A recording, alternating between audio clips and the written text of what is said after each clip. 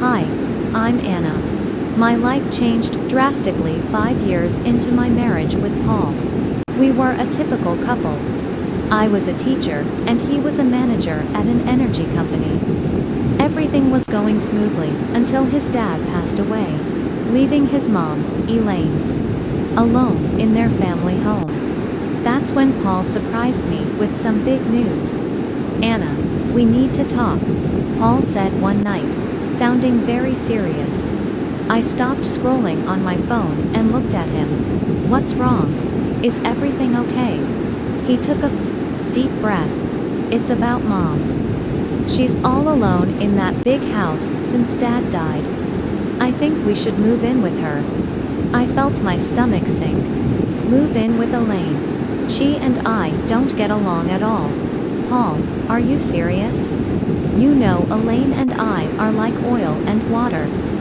He leaned against the kitchen counter, looking determined. "I know, but she's my mom, and she's having a tough time. Plus, we're wasting money on this rented apartment." I sighed, running my hand through my hair. "But this is our space, our home. Moving in with your mom is a completely different situation." Paul's voice sounded more desperate. "Please, Anna, it's not just about the space, it's about family. Mom needs us." I bit my lip, feeling trapped. "Does your mom need us, or do you need your mom?" He frowned.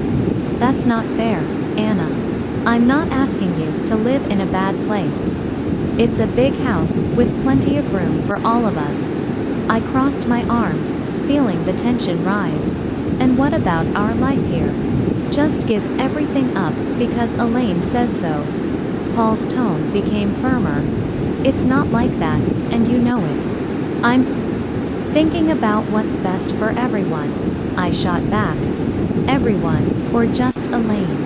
He threw his hands up in frustration. "Damn it, Anna. Can't you just try to see the bigger picture here?"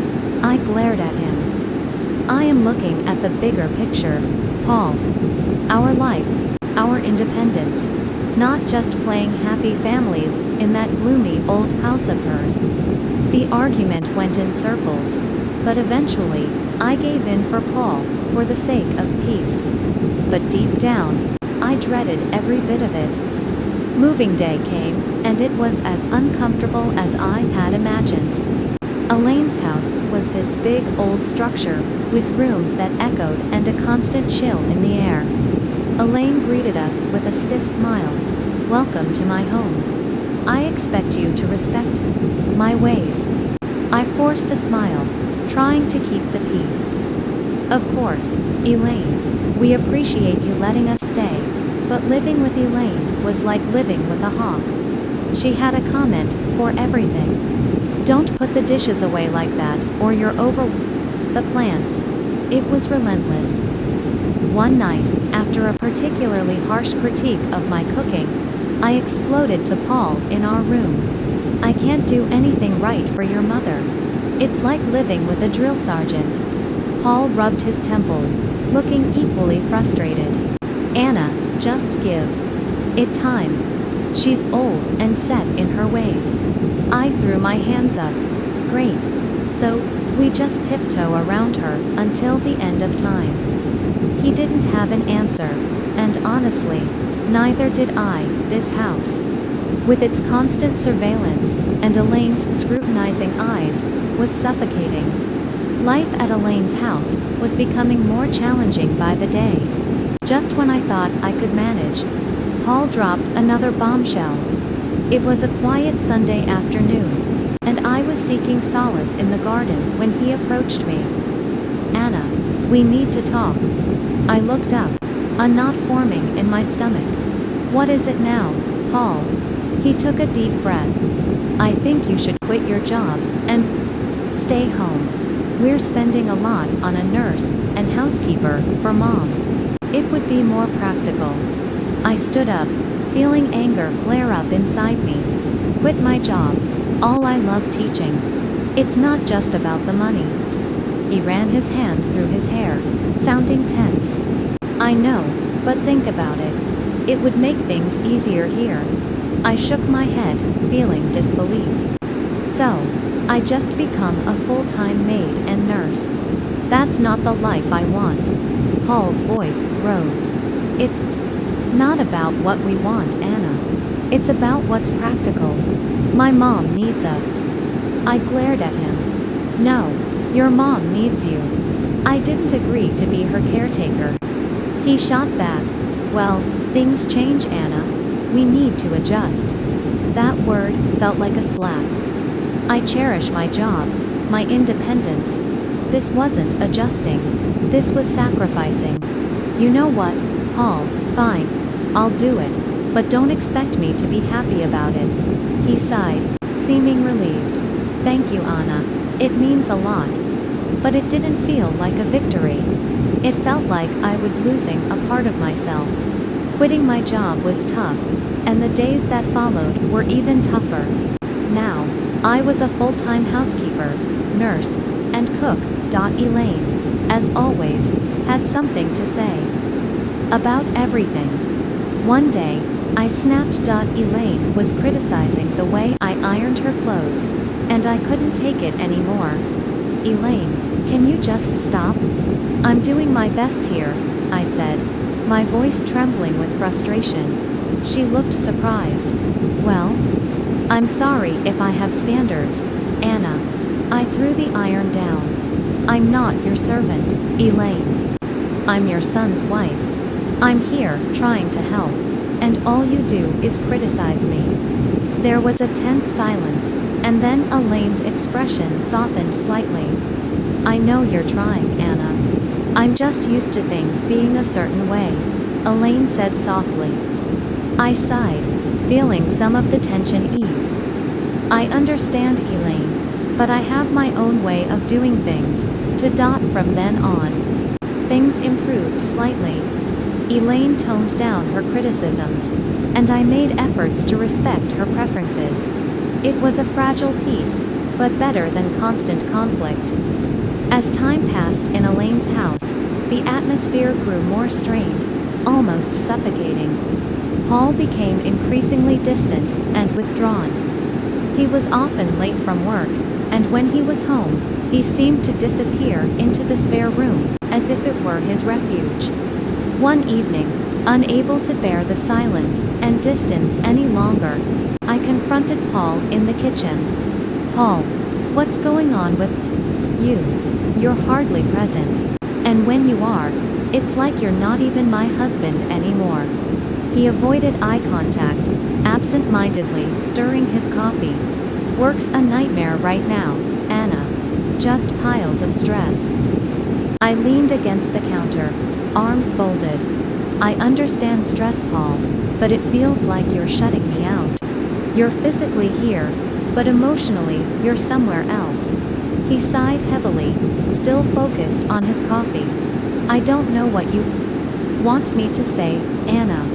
I'm overwhelmed with everything going on. I wanted to believe him, to empathize. But a part of me felt there was more to his distance. Then there was Lucy, Paul's sister, who seemed determined to add to the tension. Each visit from her felt like a test. She'd look around the house with disdain and comment, "Still stuck in this old place, huh?" I usually held my tongue, but one day, her comments hit a nerve. Not all of us have the luxury of relying on others, Lucy, I retorted. She cackled, her voice grating on my nerves. "Ol. Look at you, playing the Paul, why didn't you tell me the apartment was bought with your mom's money?" He was unapologetic, almost defiant, because I knew you'd react like this.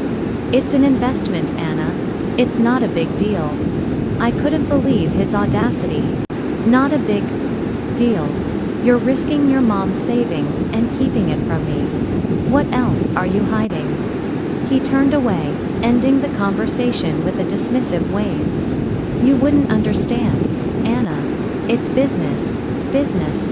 That word felt like a gulf between us, an excuse for everything that was straining our marriage. Living in Elaine's old, gloomy house was wearing on me. The walls, once lively, now echoed with a solemn tone, and every creaking floorboard seemed to hold secrets. One day, I reached my limit. "Elaine, have you ever considered renovating the house?" I asked during breakfast. "It could use a bit of updating." Elaine looked up from her tea, surprised. "Renovate? I haven't thought about that in years. It's such a big undertaking." I nodded, feeling a surge of optimism. "I know, but it could really brighten things up. Maybe start with a fresh coat of paint. Or some new wallpaper." Ella pondered it for a moment. "Well, I suppose it wouldn't hurt to breathe some new life into this old place, but are you sure you're up for it?"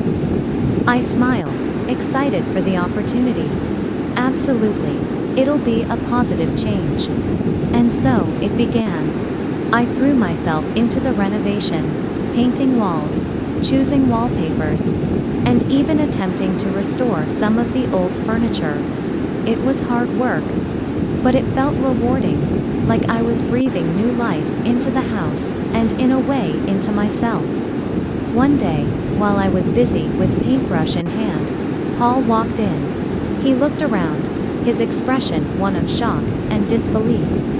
"What in the world, Anna? What are you doing to Mom's house?" I stood up, wiping sweat from my brow. "I'm renovating, Paul." As I told Elaine, "It's time this place got some love and attention." Paul's face reamed. "You had no right to start changing things without consulting me. This is our family home, not some D project." My temper flared. "Our home?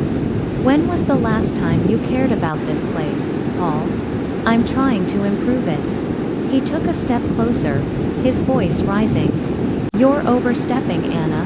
You always take charge and ignore everyone else's feelings." I stared at him, feeling frustrated. "Take charge, Paul. I'm trying to make this place better. Maybe, if you spent more time here, you'd understand." Before Paul could respond, Elaine entered the room. "What's all this commotion about?" Paul turned to her. "Mom, did you know about this? About her changing the house?" Elaine glanced between us, then back to Paul. "Yes, I did, and I support Anna's efforts. This house needed a change, and she's doing a wonderful job." Paul looked stunned. "But it's our family home." Elaine interrupted him firmly. "It's my home, Paul, and I want this. Anna has every right to do what she's doing." With anger simmering, Paul stormed out, leaving Elaine and me in an uneasy silence. I felt a mix of relief and sorrow. The house was evolving, yet the rift between Paul and me seemed to widen further. Then came the day Elaine suffered a stroke, flipping our world upside down. I witnessed her sudden decline, her words slurred, her body weakening. Panic gripped me as I called for help, my voice trembling with fear. At the hospital, the harsh reality hit. Elaine required constant care. I turned to Paul for support, but he remained distant, his eyes void of the concern a son would typically have. "Anna, I can't handle this. I have enough on my plate," he said, his tone cold. I was stunned.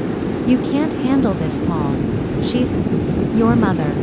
He shrugged, his words cutting deeply.